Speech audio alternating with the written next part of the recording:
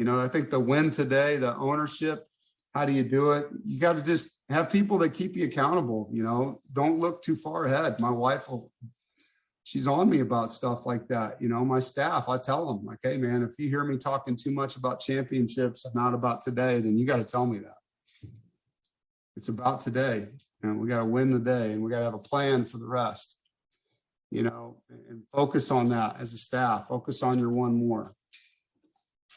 Blocking the outside influences is really hard, and I think, how do you do it? I don't know that you can, but I think you can educate, and you can talk to the parents about these things as well.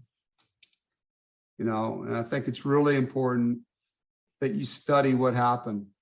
You take that next day and you reflect on the body of work, and you learn from it. You own your part, you accept, you refocus on the next day. You study your past and know yourself, and you want to know what your opponent sees. I tell our team that all the time. Like, what are they looking at, man? Do they see a guy with great body language or losing body language? Do they watch our film and see great effort? Do they see guys celebrating together and a feeding frenzy on our energy? Or do they see guys that have the loser's limp? A DB gets beat, now he gets up like his ankle hurts, and guess what? The OC's dialing you up, man. We talk about these things. You have to constantly self-evaluate.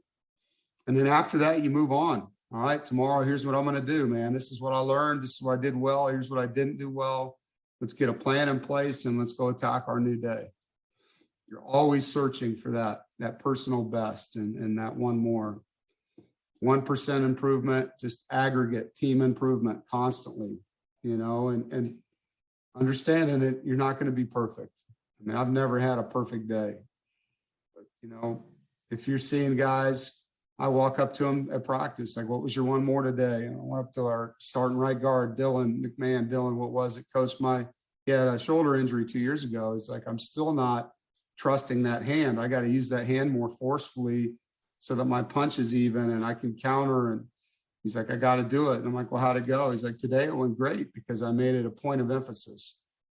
And just hearing him talk about that part of his game, I know we're getting better when guys are that detailed about what they're looking at.